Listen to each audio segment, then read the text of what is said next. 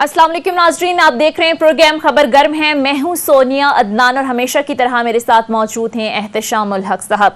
नाजरीन, मुल्क में सैलाब की तबाहकारियां जारी हैं। मुल्क का 1/3 हिस्सा हम देख रहे हैं कि सैलाबी पानी में घिरा हुआ है। हजारों अफराद बेघर हो चुके हैं, सैकड़ों जाने गंवा बैठे हैं और लाखों अफराद की बहाली यकीनन हुकूमत के लिए, सब के लिए एक मुश्किल मरहला होगा।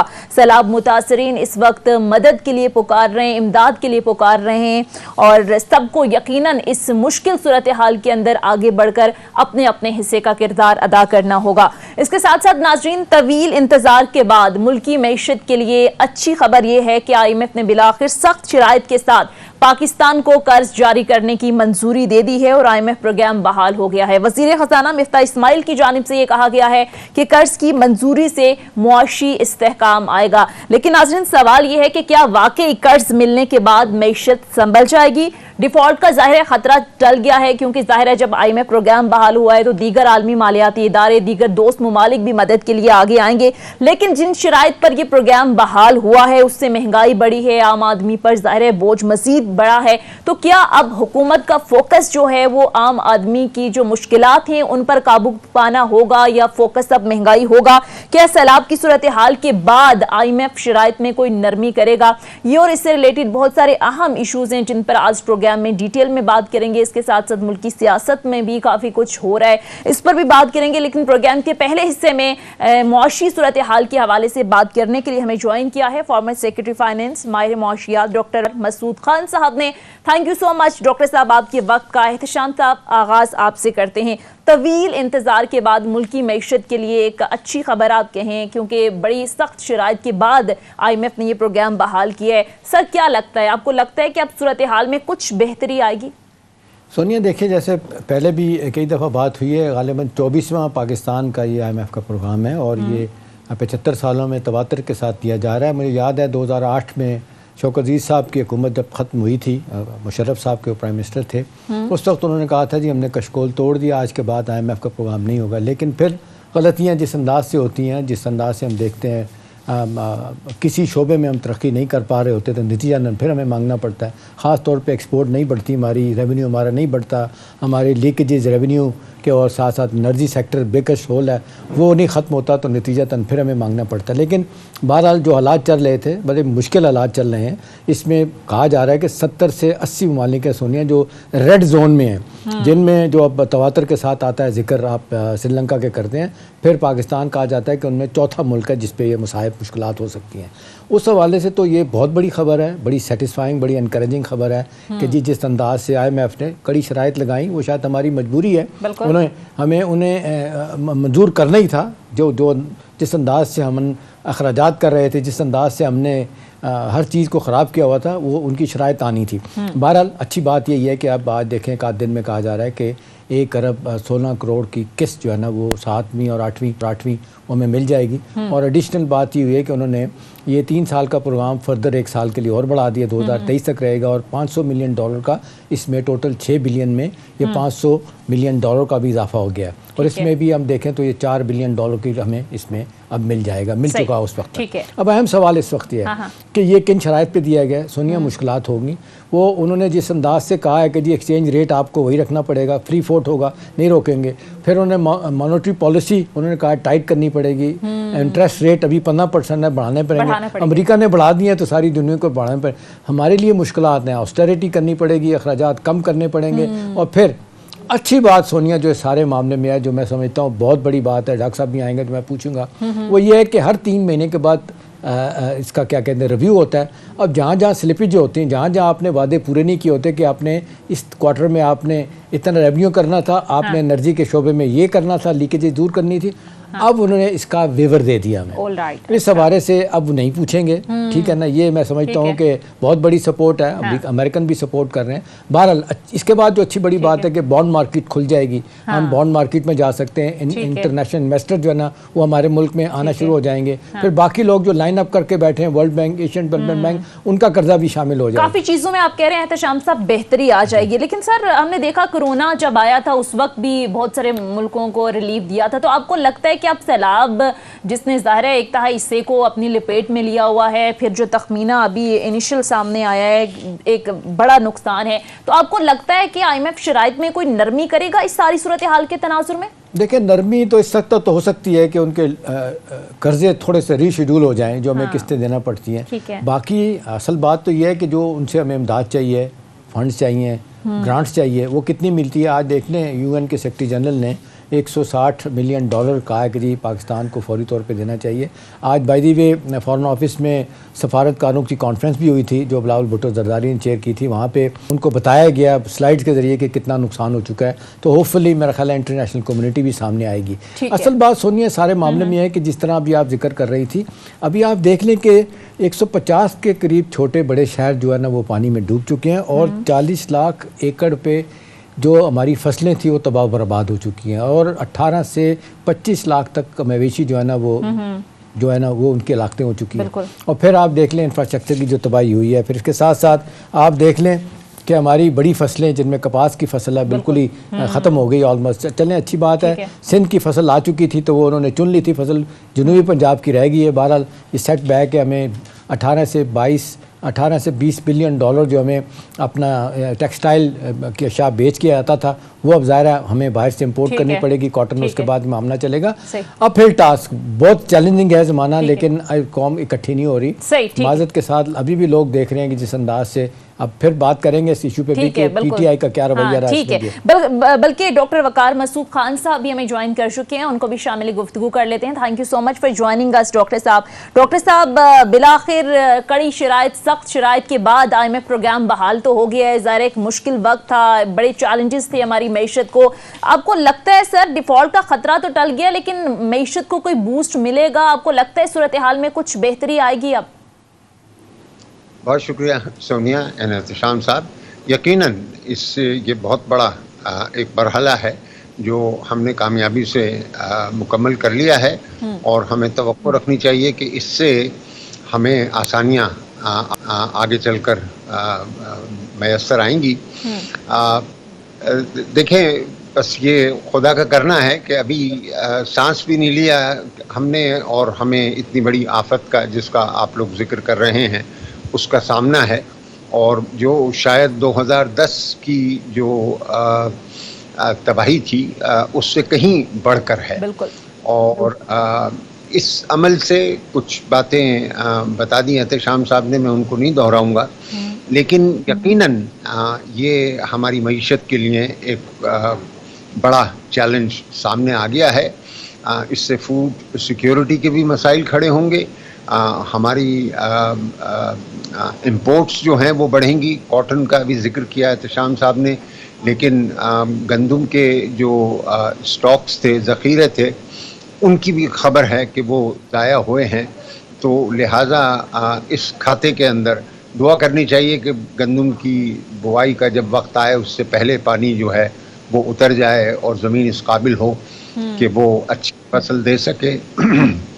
لیکن ہمیں تیار رہنا چاہیے کہ یہ بھی ایک مرحلہ ہوگا اور ہماری جو درآمدات ہیں وہ اس وجہ سے بڑھیں گی. تو اس وقت ہم تصور نہیں کر سکتے کہ کوئی ہائی گروتھ وغیرہ کی بات کریں. اس وقت ہمارا چیلنج یہی ہوگا کہ ہم اپنی معیشت کو سہارا دے کر چل سکیں، اور یہ جو اسٹیبلٹی نظر آ رہی ہے اس وقت پروگرام ملنے سے، اس کو قائم رکھیں. اور پھر ہمیں اپنے ڈیولپمنٹ پارٹنرز کے ساتھ بڑا قریبی تعاون چاہیے ان سے، اور ان کے ساتھ مل کر ہم یہ جو چیلنجز ہمارے سامنے آ رہے ہیں اس کے لیے ہم ان کے ساتھ مل کر کام کریں. ایک کانفرنس ہونی چاہیے. اگر احتشام صاحب کو یاد ہوگا 2005 میں جب زلزلہ آیا تھا تو نومبر 2005 میں ایک جنرل مشرف نے ایک کانفرنس بلائی اور ساری دنیا نے اس میں شرکت کی، اور وہاں پہ وسائل دستیاب ہو گئے جو ضرورت تھی پورے ریکنسٹرکشن کی. یہاں پر بھی ابھی آرمی چیف بتا رہے تھے کہ ایک اجلاس میں وہ تھے جہاں پر یہ طے پایا ہے کہ ان مکانوں کو پختہ مکان ہمیں بنا کے دینا پڑے گا، کیونکہ مکانات 1 ملین کے قریب مکانات جو ہیں وہ کہہ رہے تھے کہ پورے گاؤں جو ہیں صفحہ ہستی سے مٹ گئے. ان جگہوں کو بسانے کے لیے حکومت کو वसाइल दरकार होंगे। और इस तरह के प्रीफैब का भी जिक्र कर रहे थे कि फौरी कम से कम मुद्दत के अंदर इनकी तामीर हो जाए और लोग ठीक है। चलिए डॉक्टर साहब, मरहला होगा, ठीक इसमें है। 2-3 चीज़ें डॉक्टर साहब मैं एक एक करके आपसे पूछना चाहूँगा। माशाल्लाह बड़ा तजर्बा है, आप कई हुकूमतों में रहे हैं, इनकी हुकूमत में PTI में एडवाइज़र भी थे आप। ये भी जो सिल्वर लाइनिंग मुझे नज़र आती है IMF के प्रोग्राम में कि वो जो कड़ी शराइत में से एक परफॉर्मेंस क्राइटेरिया भी होता है कि पूरा नहीं करेंगे तो 3 महीने बाद रिव्यू होता है और उस पर पूरा नहीं उतरते प्रोग्राम सस्पेंड होता था, जैसे 6-8 महीने के लिए पिछली हुकूमत में सस्पेंड रहा। आज जो रिपोर्ट है उसमें वेवर दे दिया गया है। आपको क्या लगता है कि ये सपोर्ट जो आई है ये फ्लड्स के कॉन्टेक्स्ट में आई है, उसकी बैकग्राउंड में आई है, या आप समझते हैं कि अमेरिकन का रवैया भी अच्छा है तो शायद उनका भी कोई रोल है इसमें? नहीं एहतशाम साहब, देखें ये जो वेवर है, आपने तो अपने इब्तदाई में कहा कि हमने ऐसे पापड़ बेले हैं इस ट्रांच के हुसूल के लिए। मुझे याद नहीं कि हमने इससे ज़्यादा मेहनत की हो और इतनी सख्त हमने शराइत को पूरा किया है। और कल मिसबा साहब ने वज़ीर आज़म का तो शुक्रिया अदा किया, बहुत अच्छी बात है कि उन्होंने ये फैसले किए, लेकिन असल शुक्रिया तो अवाम का करना चाहिए जिन्होंने इतनी तकलीफ और इतनी कुर्बानी दी है इस प्रोग्राम को बहाल करने के लिए। आप सोचें कि मतलब 30-30, 60-60 रुपए की पेट्रोलियम प्राइस एडजस्टमेंट्स का आपने सामना किया, फिर अब आप जो है मजीद काम करेंगे इस सिलसिले में कि जनाब वो पेट्रोलियम लेवी जो है 50 रुपए तक पहुंच जाए, जो बिल्कुल नापैद हो गई थी। तो ये तो अवाम दर हकीकत कुर्बानी दे रहे हैं और वो आपके साथ ताउन कर रहे हैं। दूसरी चीज डॉक्टर साहब ये बताइएगा कि ये जो प्रूडेंट मॉनेटरी पॉलिसी की उन्होंने बात की है, आपको लगता है कि ये एक कड़ी शर्त होगी जिसमें एक्सचेंज रेट भी आपने जिसको कहते हैं वो मार्केट फोर्सेस की बुनियाद पे होगा और फिर ऑस्टेरिटी करनी पड़ेगी, बेल्ट टाइटनिंग करनी पड़ेगी, और ये आपके ख्याल में कितनी कड़ी शर्त है और हमारे लिए क्या आप समझते हैं कि बेहतर है ये? देखिए, यानी कि हमारे यहाँ 15% का पॉलिसी रेट मैं समझता हूँ ये बहुत ज़्यादा है। इससे मज़ीद आप आगे जाएंगे तो मुझे नहीं मालूम कि क्या मज़ीद हासिल करेंगे। इसके ऊपर डिमांड नापैद हो चुकी है और आगे चलकर अगर आप ये सोचें कि ये एक्सचेंज रेट जो है इसको भी और ज़्यादा ख़राब होना चाहिए, मैं नहीं समझता। देखिए मेरी नज़र में ये 190 से 200 रुपए का एक्सचेंज रेट जो है वो मुनासिब है। अब ये फिर दोबारा पिछले दिनों कुछ ऐसी तहरीक हुई थी मार्केट के अंदर कि ये ओपन मार्केट में 232 और इंटरबैंक में 222 का हो गया था। आज 6 रुपए 8 रुपए कम हुआ है ओपन मार्केट में और 2 रुपए के करीब जो है वो इंटरबैंक में। ये चीज़ जो है जारी रहनी चाहिए। देखिए सारा मसला जो है एहतशाम साहब इस वक्त एतमाद का फुकदान है। तो हमारी माशी क़यादत है, ये उसका फ़र्ज़ बनता है कि वो लोगों से बात करें। अब ये जो पिछले दिनों कुछ थोड़ी सी मार्केट के अंदर डिसरप्शन आई, फिर मैंने देखा कि कोई ना हुकूमत की तरफ से लोगों की रहनुमाई कर रहा था, ना रेगुलेटर की तरफ से कोई रहनुमाई कर रहा था। मार्केट में लोगों को मालूमात चाहिए होती है और जब फाइनेंस मिनिस्टर बोलेंगे, गवर्नर अल्हम्दुलिल्लाह मुबारक हो हम सबको कि नए गवर्नर जो हैं वो अपने दफ्तर में आ गए, बहुत लायक हैं और सारी ज़िंदगी उन्होंने स्टेट बैंक में गुजारी है।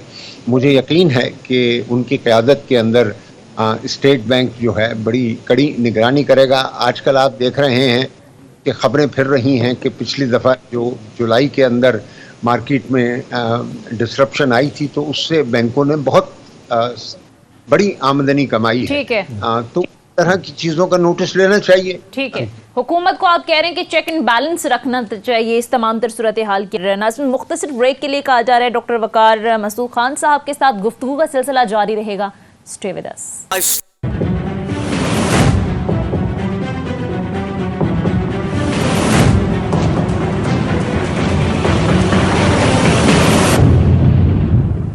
ब्रेक بریک کے بعد خوش آمدید. اچھا ڈاکٹر صاحب، ظاہر ہے گورنمنٹ بات کر رہی ہے کہ قرض کی منظوری کے بعد معاشی استحکام آئے گا، لیکن سر ظاہر ہے قرض وقتی سہارا تو ہو سکتا ہے لیکن پائیدار استحکام ہرگز نہیں ہے. پھر اب کچھ عرصے کے بعد ہمیں اسی طرح کی شرائط کا سامنا ہوگا، اسی طرح کی مشکلات کا سامنا ہوگا.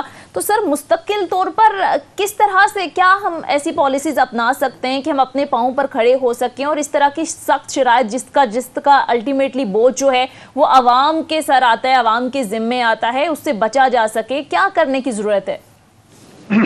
سونیا، بہت اچھا سوال ہے اور دیکھیں یہ بڑا سادہ سا اس کا جواب ہے.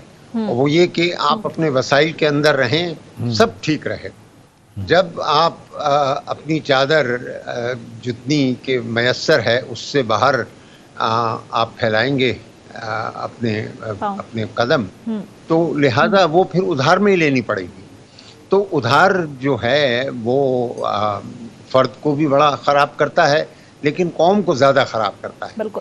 اور ہمارا اصل مسئلہ یہ ہے کہ ہم جو بھی ہمارے وسائل ہیں، محدود وسائل ہیں، اس کے اندر رہنا ہم نے نہیں سیکھا. اس کے لیے قربانی دینی پڑے گی، ہر کسی کو قربانی دینی پڑے گی، خود گورنمنٹ کو قربانی دینی پڑے گی، کیونکہ سب سے زیادہ اخراجات گورنمنٹ کے ہیں جو وہ پورے نہیں کر سکتی. اپنی آمدنی جو ٹیکس کی آمدنی ہے وہ قرضے لیتی ہے، مقامی قرضے بھی لیتی ہے اور بیرونی قرضے بھی لیتی ہے. اور جب بیرونی قرضے لیتی ہے تو پھر اس کو اس طرح کی شرائط کا سامنا کرنا پڑتا ہے جو ہمارے سامنے ہے. تو میں نے مطلب یعنی کہ یہ کوئی وہ جو کہتے ہیں کہ یقیناً سادہ بات کی ہے، لیکن یہ حقیقت ہے. اس میں کس کو فائدہ ٹھیک ہے، مطلب یعنی کہ قیمتیں تھوڑی اور بڑھیں گی، ٹھیک ہے، تھوڑا سا اور جو ہے وہ لوگ جب آسٹیرٹی کریں گے تو ان کے لیے مشکلات ہوں گی، لیکن پھر آسانیاں ہیں. آپ اگر قربانی سر آپ کہہ رہے ہیں ہر صورت عوام کو ہی دینی پڑے گی؟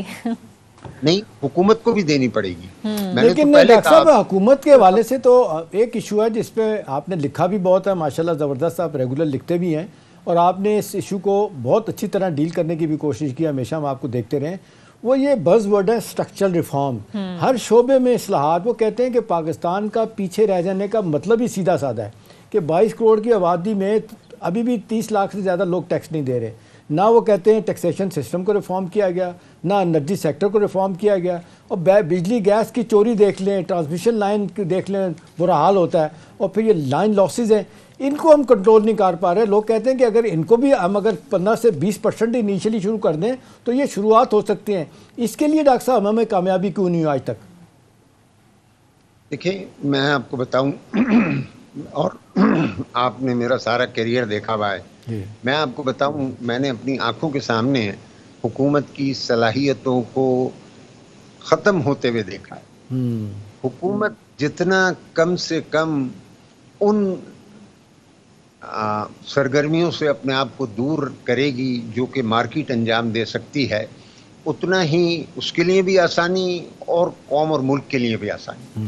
دیکھیں، ہم ابھی بھی آپ سب سے بڑا جو آپ نے مثال دی کہ یہ پاور سیکٹر ہے اور اس کی سبسڈیز ہیں، یہ اتنا بڑا سفید ہاتھی ہم نے پالا ہوا ہے جو ڈسکوز ہیں یا ایکس واپڈا کے جتنے بھی ادارے ہیں. بھئی یہ سب کے سب جو ہیں یہ کام کر سکتے ہیں پروفٹ اینڈ لاس کے بیسس کے اوپر. تو ان کے پاس ان کی ملکیت حکومت میں کیوں نہیں حکومت؟ اچھا، اگر یہ بہت بڑے ہیں اور کوئی ایفیشینٹ پرائیویٹ سیکٹر اس میں نہیں آ سکتا تو آپ اس کے اندر صوبوں کی شرکت کو یقینی بنائیں، جو مقامی حکومت ہے اس کی شرکت کو یقینی بنائیں اور پھر پرائیویٹ سیکٹر کو بھی ڈال لیں. ہندوستان کے اندر یہ ماڈل کام کر رہا ہے. ہم نے بیٹھ کر کئی مرتبہ بات کی ہے لیکن یہ چیز آگے نہیں بڑھ کے دیتی، کیونکہ احتشام صاحب اس ملک میں فوج سے ہٹ کر اگر کوئی ادارہ ہے جہاں پہ سب سے زیادہ لوگ کام کر رہے ہیں اس کا نام ایکس واپڈا سسٹم. اور وہ سب کے سب جو ہیں جوکوں کی طریقے سے اس چیز کے اوپر بیٹھے ہوئے ہیں اور وہ اس کو نہیں نکلنے دیں گے. لیکن ہمیں اس سے نکلنا ہوگا اور لڑائی جھگڑے سے نہیں، خوش اسلوبی کے ساتھ بات چیت کر کے. جیسے میں نے آپ سے کہا کہ بھئی اس میں 3 گروپس کی شراکت کر لیں، آپ اس میں صوبے بھی آ جائیں. بھائی احتشام صاحب، ایک ایسی خدمت جو گلی کوچے کے اندر آپ میسر کر رہے ہیں وہ اسلام آباد سے چلائی جائے، یہ کتنی انہونی سی بات. اور دوسرا ڈاکٹر صاحب اسی حوالے سے اس پہ بھی کامنٹ کیجئے گا کہ یہ جو اب دیکھ لیں ہمارا جو اپنا اسٹیٹ سیکٹر ہے، اس حوالے سے آپ دیکھ لیں ایک مدت ہوگی کوئی نہ پرائیویٹائزیشن ہوتی ہے، نہ نجکاری ہوتی ہے، نہ ان کو وائبل بنایا جاتا ہے. اب سفید ہاتھی آپ نے ذکر کیا، پی آئی اے، وابڈا، اسٹیل مل، اربوں کروڑوں روپیہ جناب تنخواہیں جا رہی ہیں، ان کو نہ ٹھیک کرنے کی کوشش کر رہا ہے. 2-3 ادارے رہ گئے ہیں جو میرا خیال ہے جو شاید کوئی پروفٹ وغیرہ دیتے ہیں تھوڑا بہت. او جی ڈی سی ہو گیا، P T C L privatize کر دیا. تو میرا سوال آپ سے کہ آج کل پھر بات ہو رہی ہے، قطر کو کہا جا رہا ہے کہ جی شاید کوئی ایئرپورٹ وہ لے رہے ہیں، کوئی پی آئی اے میں شیئر لینے کی کوشش کر رہے ہیں. آپ نہیں سمجھتے کہ یہ بہترین طریقہ ہے کہ دے دی جائے اونرشپ ایسے ملکوں کو، ایسے اداروں کو باہر کے جو چلائیں، اس کا فائدہ حکومت پاکستان کو بھی ہو؟ ضرور سر، میں کہتا ہوں ایسی ہر چیز کو ہمیں آزمانا چاہیے. اور دیکھیں یہ ریلویز ساری دنیا کے اندر جو ہے پروفیٹیبل ادارہ ہوتا ہے. پاور سیکٹر تو خیر ہے ہی پروفیٹیبل، ٹھیک ہے جی. ایئر لائن آپ کی جو ہے بیچاری بیٹھی ہوئی ہے. اور دیکھیں یہ جو کہنا ان کا کہ ہم پہلے ٹھیک کر لیں پھر اس کو دے دیجیے گا، یہ تو ایک بہانہ ہے تاکہ یہ بات جو ہے نکل جائے ساتھ میں سے. پچھلی حکومت آئی، وہاں پر بھی بہت اچھے پروفیشنلز تھے پاور سیکٹر والے، اور انہوں نے یہی کہا کہ 2-3 سال میں ہم ان کو ٹھیک کر لیں پھر پرائیویٹ سیکٹر کو دیں گے. وہ آپ کے سامنے کوئی بھی اس کے اندر بہتری نہیں آئی. تو یہ بہانہ جو ہے کوئی ایسا دور اندیش اور بصیرت کا حامل لیڈر ہمیں چاہیے جو ان کاموں کو انجام دے دے. اس سے پھر دیکھیں آپ نے ذرا سا ایک میں اور لمحہ لوں گا آپ کا، یہ دیکھیں یہ ٹیکسیشن جو ہے احتشام صاحب، میں تو خود اس میں کر ہی آیا ہوں پچھلی گورنمنٹ کے اندر. آپ یقین جانیں اتنے مواقع ہیں ٹیکس کو بڑھانے کے، اور اگر ٹیکس نہیں بڑھتا تو صرف اس وجہ سے کہ ہماری ٹیکس مشینری جو ہے وہ تیار نہیں ہے کہ اپنے دفاتر سے باہر نکلے اور جا کر جو ہے جہاں ٹیکس ہے اس ٹیکس کی وصولی کے لیے اہتمام. اور ڈاکٹر صاحب تاجر برادری آپ دیکھ لیں ہر دور میں میں دیکھا کہ کوشش کی سب لوگوں نے. بے نظیر صاحبہ کے دور میں، نواز شریف صاحب کے دونوں پیریڈ میں، پچھلی گورنمنٹ میں، مشرف صاحب کے زمانے میں مجھے یاد ہے پہلے سال 650 سے تقریباً 1100 روپے کا ٹیکس اکٹھا ہو گیا تھا ایف بی آر کا. ابھی آپ دیکھیں 2-4 دن پہلے کی بات ہے، تاجروں کی انہوں نے ایسی لڑائی کی، انہوں نے جو سیل ٹیکس تھا، دوسرے ٹیکس تھے، سارے واپس کرنے پڑے. وہ شٹر ڈاؤن کی دھمکی دیتے ہیں، ساری حکومتیں کانپنا شروع کرتی ہیں. اس کا کیا علاج ہے؟ اس میں ذرا سا میں یہ کہوں گا، جب یہ قدم بھی اٹھایا گیا بجٹ کے موقع پر، میرے تبصرے ریکارڈ پر ہیں اور میں نے اس کی مخالفت کی تھی کہ یہ قدم اس طریقے سے نہ اٹھائیں. آپ جو ہے یہ اتنا بڑا گروہ ہے اور اس کے ساتھ مشاورت کے ساتھ جو ہے اٹھنا چاہیے. اور پھر خود مطلب وزیر خزانہ نے اس بات کو تسلیم کیا کہ کم وقت تھا اور ہم باہم مشاورت نہیں کر سکے. یہ سب آ جائیں گے. دیکھیے ایک اور میں آپ کو بڑی دلچسپ بات بتاؤں، جو ٹیکنالوجی احتشام صاحب اب اس وقت میسر آ گئی ہے آپ کو، یہ کیش کا تو کوئی مستقبل نہیں ہے. سارے کام جو ہیں وہ چارجنگ سے ہوں گے، آپ کے اکاؤنٹ ہوں گے. آج بھی آپ دیکھ لیں لوگ مطلب جو ہے جگہ جگہ گلی کوچے کے اندر ان کے پاس اسمارٹ فونز ہیں اور وہ اپنے بینک ٹرانزیکشنز جو ہے اس کے ذریعے سے کرتے ہیں. تو آپ کے پاس ناقابل یقین حد تک معلومات جو ہیں ان تک آپ کی رسائی ہے. اس کے ہوتے ہوئے اب آپ کو کیا پرواہ ہے، کیا آپ کو مطلب خوف ہے کہ جناب آپ نہیں پہنچ سکتے؟ صرف آپ کی اپنی صلاحیت کہ آپ ٹیکنالوجی کو انٹرنلائز کریں اور اس کو استعمال کریں. ٹھیک ہے، مختصر بریک کے لیے ناظرین کہا جائے، بریک سے واپس آئیں گے تو کچھ مزید ایشوز پر بھی بات کریں گے. Stay with us.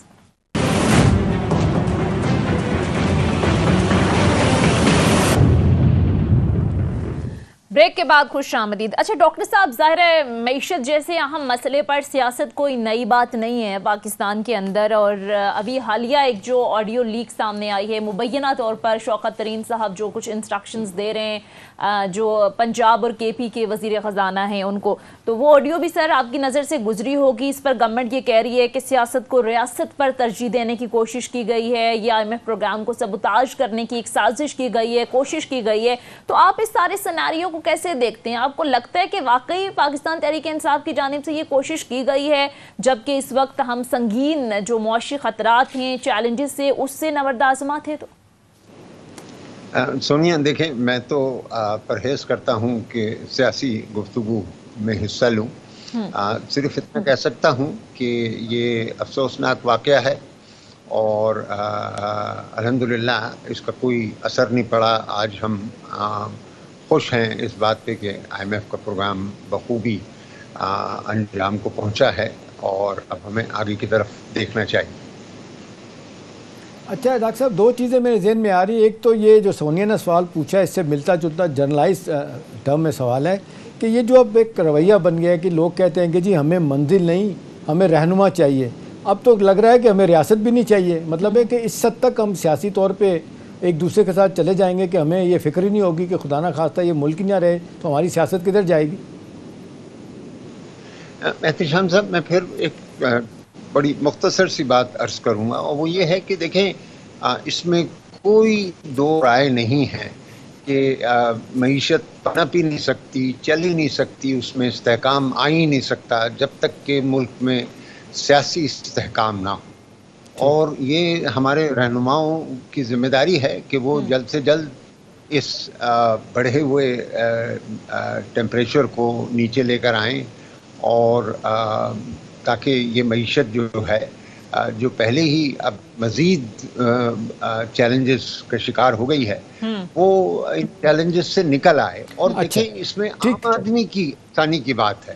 عام آدمی جو ہے وہ اس سے بری طریقے سے متاثر ہو رہا ہے کیونکہ اگر پرائسز نہیں ٹھہرتی، اگر ہم پھر دوبارہ اس مشکل میں جا کے پھنس جاتے ہیں کہ IMF کی اگلی ٹرانچ شائع ہوگی یا نہیں ہوگی، تو اس سے تو نقصان لوگوں کو، عام آدمی کو نقصان پہنچے گا. اچھا ڈاکٹر صاحب، آپ نے عام آدمی کی بات کی، تو عام آدمی میں تو میرا خیال ہے اس کو بھول ہی جائیں آپ، میں اور middle class, upper middle class سارے ہی بھگت رہے. ابھی یہ جو کہا جا رہا ہے کہ جی IMF کے پروگرام کے بعد بھی بڑی مہنگائی ہوگی، اور اصل کہا جا رہا ہے کہ فیڈرل ریزرو نے جس طریقے سے اپنے انٹرسٹ ریٹ کو بڑھایا ہے پوری دنیا مجبور ہو گئی ہے، اور آج ڈالر سب سے زیادہ بھاری ہو گیا ساری دنیا کی کرنسیوں کے اوپر. آپ کو کیا لگتا ہے کہ ہمارے ہاں یہ انفلیشن جو ایک فگر آتا ہے 40% کا، ایک 25 کا آتا ہے، کوئی 30 کا آتا ہے، آپ کو لگتا ہے کہ IMF کے پروگرام میں یہ آسٹیرٹی اور پھر یہ ایکسچینج ریٹ کو سامنے رکھنا اور پھر مانیٹری پالیسی ٹائٹ رکھنے سے ہمیں یہ مہنگائی کا ناسور اور بڑھتا ہوا نظر آئے گا؟ اس وقت تو فوری طور پر احتشام صاحب یہ جو انفلیشن پہ دباؤ آئے گا وہ ان سیلاب کی تباہ کاریوں کی وجہ سے آئے گا. اور کیونکہ فوڈ سیکیورٹی کے بھی مسائل ہوں گے. آپ نے دیکھا کہ جو سبزیاں ہیں ان کی قیمتیں آسمان سے بات کر رہی ہیں. 400 500 روپے کے آلو پیاز جو ہیں وہ مل رہے ہیں، اور اس وجہ سے آج احسن قدم اٹھایا ہے گورنمنٹ نے کہ پڑوسی ممالک سے، جس میں ایران بھی ہے، افغانستان بھی، انڈیا بھی، جی ہاں، کہ انڈیا کا ابھی مجھے نہیں معلوم، میرے خیال میں انڈیا کا نہیں ہوا، لیکن آج اخبار میں جو رپورٹ ہوا ڈاکٹر صاحب اس میں انڈیا میں سے بھی اجازت دے دی گئی ہے. ہاں چلیں، اگر ایسی بات ہے تو اور آسانی ہوگی، تو اس سے کچھ صورتحال بہتر ہوگی. ورنہ آپ کو یہ جو انفلیشن پچھلے 3 ہفتے کے اندر 37%، 42% اور 45% ویک اوور لاسٹ ویک جو انفلیشن کے میں نے نمبرز دیے ہیں آپ کو، یہ تو کبھی دیکھے نہ سنے. بالکل. تو یہ ابھی جو ہے یہ سلسلہ مجھے تو لگتا ہے کہ یہ چلے گا چند مہینے. ڈاکٹر صاحب ریلیف دینے کی بات کوئی نہیں ہوگی کیونکہ پیٹرولیم پرائسز دنیا میں آپ دیکھ لیں نیچے آ گئی ہیں، 900 سے نیچے آ گئی ہیں، ہمارے یہاں نہیں کم ہو رہی. اور یہ کہا جا رہا ہے کہ IMF کی دونوں شرائط میں کہ بجلی بڑھائی جائے گی، پیٹرول پرائسز بڑھائی جائیں گی. تو آپ کو لگتا ہے اس سے مزید مہنگائی کا بوجھ بڑھے گا؟ یقیناً ہوگا، لیکن یہ دیکھیں احتشام صاحب، میں تو بہت تقریباً پابندی کے ساتھ روزانہ برنٹ کی پرائس کو دیکھتا ہوں. وہ ہو گئی تھی کوئی 92 کے اوپر، اب وہ پھر 105 پہ پہنچی ہوئی ہے. تو یہ بڑی مطلب جو ہے نہ سمجھ میں آنے والی. پہلے تو ہر کسی کو یقین تھا کہ جناب یہ ریسیشن آ رہا ہے اور یہ پرائسز نیچے جائیں گی، لیکن ابھی ریسیشن آتا ہوا نظر نہیں آ رہا. ٹھیک ہے. تو اس کے آگے ہم پرائسز کم دیکھ سکتے ہیں. ٹھیک ہے. اچھا ڈاکٹر صاحب، ظاہر ہے مہنگائی کی ایک بڑی وجہ IMF کی جو سخت شرائط ہیں وہ بھی ہے، تو سر آپ کو لگتا ہے کہ یہ سیلاب کی جو تباہ کاریاں ہیں، اس ساری صورتحال کے تناظر میں IMF کوئی شرائط میں آگے چل کر نرمی دکھا سکتا ہے؟ کیونکہ کورونا کے دنوں میں بھی ہم نے دیکھا کہ بہت سارے ملکوں کو رعایت دی گئی تھی، تو اس تناظر میں آپ کو لگتا ہے کوئی رعایت مل سکتی ہے ہمیں؟ جی، ہمیں سب سے بڑی رعایت یہ چاہیے ہوگی کہ یہ جو اخراجات آئیں گے ہمارے، اگر IMF اس میں سے کوئی مدد کر دے، جیسے اس میں ریپڈ فائنینسنگ فیسلٹی دی تھی ہم کو $1 بلین کی، اس طرح کی اگر ایک دفعہ اور دے دے تو ایک تو یہ بہت اچھا ہوگا. لیکن اس سے زیادہ اہم ہمیں جو سہولت چاہیے ہوگی وہ یہ ہے کہ یہ جو اخراجات ہوں گے ان کو ہمارے بجٹ ڈیفیسٹ کے ٹارگٹ میں وہ کاؤنٹ نہ کرے، اس کو ہم ایڈجسٹر کہتے ہیں. اور ڈاکٹر صاحب جو یہ 750 روپے کی وہ بات کر رہے ہیں صوبوں کو کہ سرپلس بجٹ شو کریں، اور صوبے کہہ رہے ہیں کہ جی جس طرح باتیں ہو رہی ہیں کہ جی ہم اس پوزیشن میں نہیں، IMF سے کہا جائے کہ جی یہ شرط بڑی سخت ہے خاص طور پہ سیلاب کے حوالے سے، تو آپ کو لگتا ہے کہ آگے جا کے جو سونیا پوچھ رہے ہیں کہ اس حوالے سے کوئی تھوڑا آپ کے خیال میں ان کا رویہ نرم ہو جائے گا؟ بالکل ہوگا انشاءاللہ تعالی، بالکل ہوگا. اور میں نے اسی کو رکھا ہے کیونکہ یہ جو سرپلس ہوتا ہے وہ جو فیڈرل گورنمنٹ کا ڈیفیسٹ ہے اس سے کم کرتا ہے، کیونکہ وہ انہی کے پیسے ہیں، ان کے پاس پڑے ہیں، لیکن ان کی موجودگی سے فیڈرل گورنمنٹ کا ڈیفیسٹ کم ہو جاتا ہے. تو یہ چیز میرے خیال میں اس موقع پر IMF یقیناً تعاون کرے گا. اور ڈاکٹر صاحب بانڈ مارکیٹ میں آپ کو چانسز نظر آ رہے ہیں کہ آپ جا سکتے ہیں آسانی کے ساتھ؟ کوئی بہتر ہوگا، کوئی رسپانس اچھا آئے گا، کوئی فارن ڈائریکٹ انویسٹمنٹ کے چانسز بھی بڑھیں گے؟ ابھی میں نہیں سمجھتا کہ یہ چیز اس فسکل ایئر یعنی کہ جنوری ٹو جون والا جو فیز ہے 6 مہینے، ان میں شاید کوئی امکان ہو، لیکن اس وقت نہیں ہے. باوجود ہے کہ آدھے سے کم ہو گیا ہے ہمارا رسک پریمیم اور کوئی 20-21 کے اوپر آ گیا ہے، ابھی اسے اور نیچے آنا پڑے گا، ورنہ آپ 10-12% کے اوپر اگر 1 بلین 2 بلین لے کر آئیں گے تو وہ مناسب نہیں ہوگا. اور ڈاکٹر صاحب آخر میں ایک چیز بتا دیں کہ یہ کہا جا رہا ہے 30 سے 37 بلین ڈالر ہمیں موجودہ مالی سال میں چاہیے، اس میں کچھ انویسٹمنٹ بھی ہے، باقی قرضے بھی واپس کرنے ہیں. تو آپ کو لگتا ہے کہ IMF کے قرضے جس انداز سے سامنے اپنا کیا کہتے ہیں ریوائیو ہو گیا ہمارا پروگرام، ہمارے لیے کوئی آسانی پیدا ہوگی، اب پرانے قرضے اتار سکیں گے؟ جی ڈاکٹر صاحب کوئکلی میں کوئکلی بتا دیتا ہوں. دیکھیے اس وقت ہمیں $32 ارب کی فائنینسنگ چاہیے اس سال کے اندر.